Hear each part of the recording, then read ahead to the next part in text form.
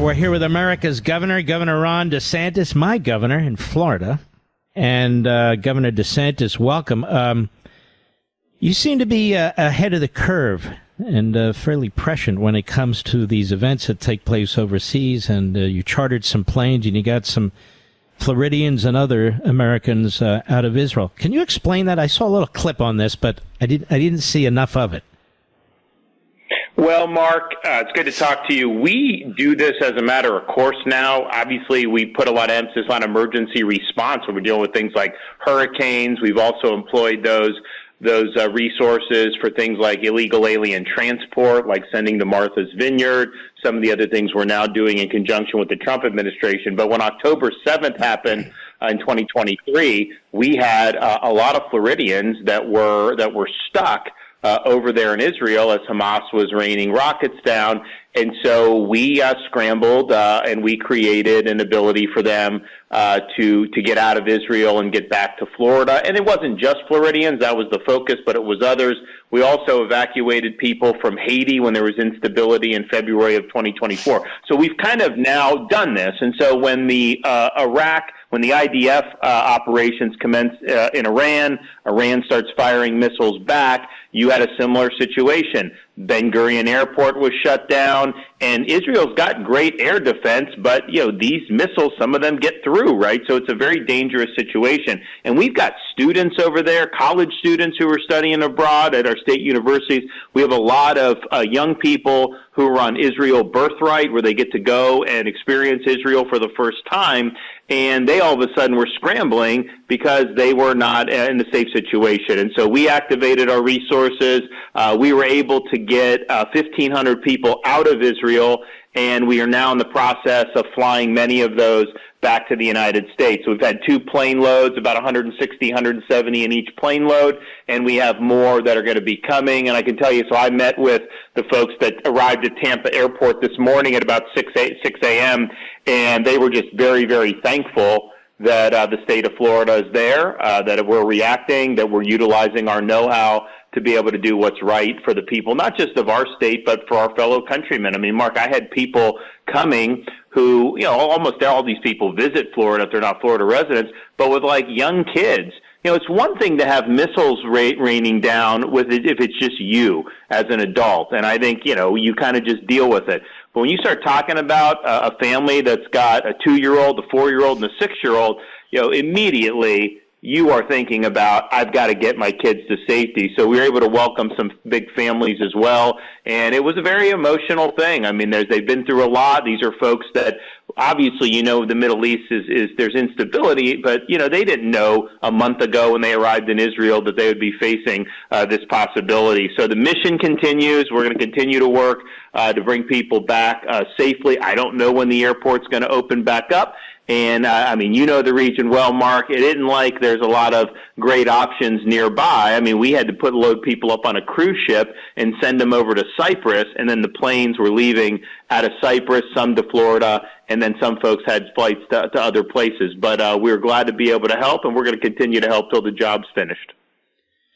Yeah, and I think among the people you got is our buddy Josh Hammer and his young family. Let me ask you a question, Governor. You brought up something that I don't think gets discussed enough. That is, imagine we have 700,000 American citizens in Israel, 700,000. And all those people there, whether they're Arab or Jewish or Muslim or Jewish or Christian or Druze, they have a big mix of people there. People don't realize it. These daily and nightly missile attacks, the sirens day in and day out, since October 7th and now, when you have little kids and they're constantly being pulled out of their beds, they're constantly running for protection, they're constantly hearing whether the missiles are intercepted or they've landed a block away. This has a horrific effect on the society, doesn't it? Oh, yeah, no question. And just as a parent, my wife and I, we've got a daughter going into 3rd grade, a son going into 2nd, and our youngest daughter going into kindergarten. And it's hard enough keeping after them in normal situations. You start putting a family like that in those types of situations, it's really, really traumatic for the kids. And it's, Josh Hammer has said to me, he's like, listen, we're there and there's just sirens and you got to figure out, I have a 6-month-old baby and we don't want to have to be dodging missiles every other hour with a 6-month-old. We want to make sure the 6-month-old is safe and sound. So it is definitely a challenge. Now, I will say that the Israeli people, they deal with this. I mean, they've been dealing with it pretty much the whole time for the history of modern Israel, in the sense that there always have threats. You've had different types of conflicts, obviously the 48 conflicts, 67, 73 intifadas. So they just know. And a lot of people in Israel, in my travels there, they're very, they just understand. They understand that they're up against a lot of opposition, and they have to fight if they want to keep their homeland. But at the same time, so dodging into a bomb shelter, if you're down in like Stay Road, which is by the Gaza Strip, this is way before October 7th. I mean, they would just know that they would have to do this. It wasn't like October 7th was the first time. So this has kind of been part of Israeli society. But I think now you have just a really heavy bombardment from Iranians. The ballistic missiles, Israel does have air defense. The U.S. is helping with some of the air defense, but it is not, even the best air defense is not foolproof when you're talking about these big, powerful ballistic missiles. And it's, they've been dealing with October 7th fallout, and now they're dealing with this. It wears on people. There's just no question about it. And it wears on the military. I mean, their military relies on reservists, citizens, for the most part, and they leave their careers, they leave their jobs, they leave their families, and they're in these long deployments, and then they're deployed again, and so over time, also you wear down the armaments, the number of armaments, and so we're finding that out in terms of these interceptor missiles, even on our ships. And the problem is they're running out of them, we're running out of them. The best of the missiles in Israel that hit the ballistic missiles to the extent they can, they're $2 million a piece. And you just can't keep this up day in and day out, day in and day out. So you have to have an offensive strategy, right?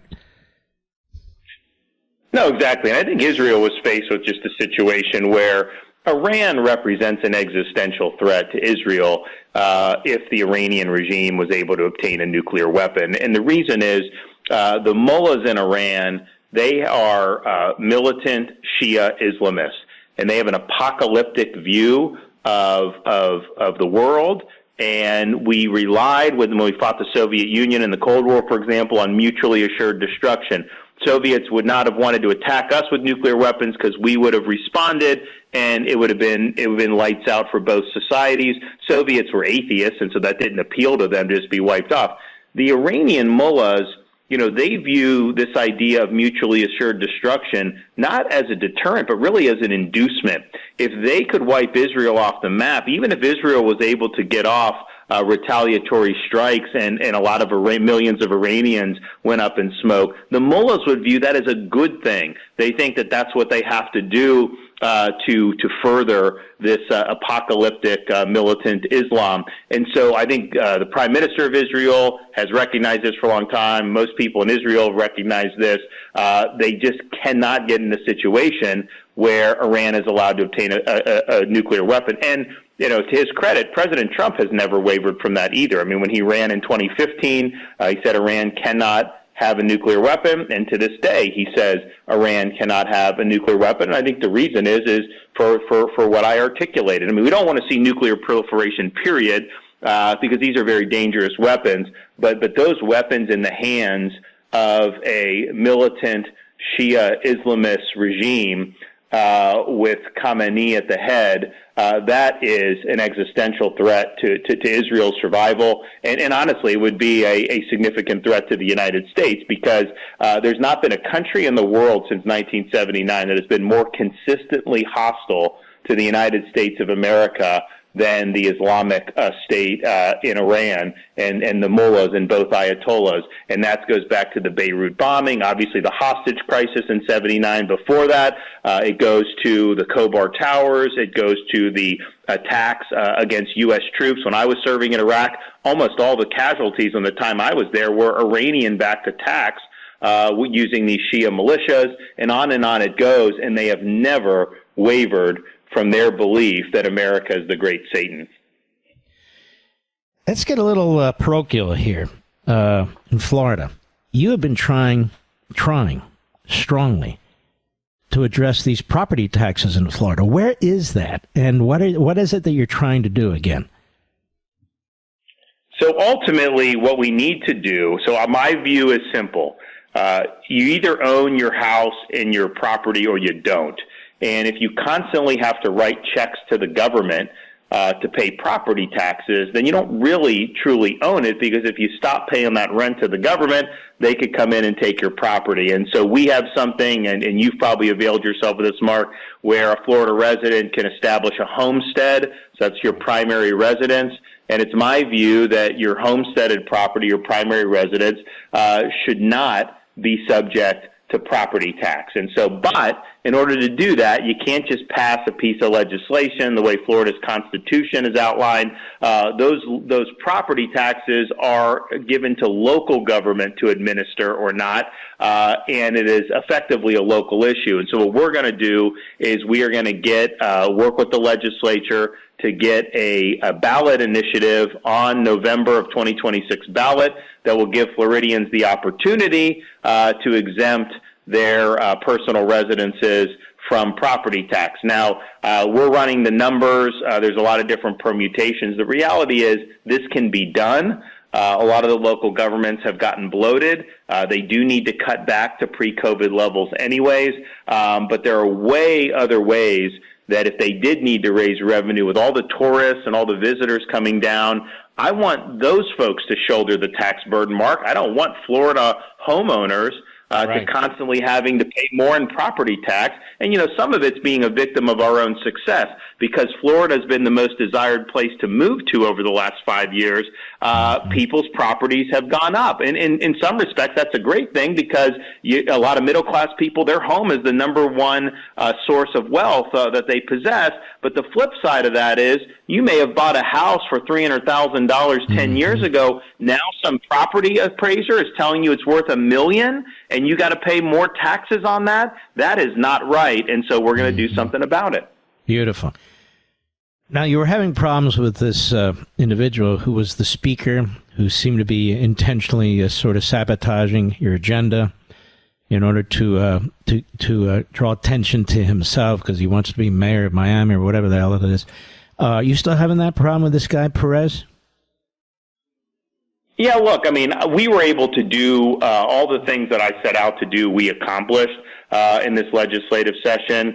We were able to do the one of a kind in the nation immigration enforcement, where I talked to you about that months ago. All 67 counties in Florida have 287G agreements with the federal government, our municipalities and police departments. And so we are leading in deportation and immigration enforcement support for the federal government way above. And we're even talking about utilizing this airport in the Florida Everglades to be our alligator Alcatraz, where we can have particularly the criminal aliens detained there until ICE can process them and return them to their home countries. And so he fought me on that. He tried to sabotage that. He even tried to do a legislation that would strip the governor of any power to help with immigration enforcement, and even shut down the operations I was already doing, particularly to protect Florida's coastline. And so we had an outcry. We were able to win. He tried to reverse our tort reform. He failed. He tried to kneecap our higher education reforms, where we're really working to fight woke and not have our universities be indoctrination centers. He wanted it to go back to status quo. So he lost on all these things. And then he produced that they were 45 days late with the budget. So they just passed the budget this week. It was supposed to be passed May 2nd, and that was solely because the speaker was basically trying to sabotage the process. So that you end up with a budget that they could have done 2 months ago. There's nothing special about it. And it was just him doing this. So, I just think he made bad decision after bad decision. I don't think that his motivation is to serve the people the way, I envision it and most of the other legislators. I think it's more of a personal agenda. And I think he's got vendettas. I think he tried to do that, and it failed. And everybody knows it failed. And so we'll see what happens going forward. But I think it was a textbook example of what not to do if you're in the position of being a presiding officer in one of the legislative chambers. I've got to go. What's his name again? This full name? Perez, right? Something? Daniel Perez. Okay. And what's he want to run for? What did I read? Miami mayor or something? I don't know if that's true or not, Mark. I mean, I don't know what his motivations are, but the reality is Florida set the standard. Everybody looks to us for leadership. The correct posture is to continue what we've done and build off the success by being even bolder and stronger. And he chose to do the opposite, basically trying to sabotage what we've accomplished. And he did not have a mandate to do that. And I think he put his members in a position where they were taking a lot of really bad votes. All right. America's governor, my governor, thank God, in Florida, Ron DeSantis. Take care of yourself, my friend. Best to your wife and your family there. Okay. God bless. Bye-bye. All right. Be well.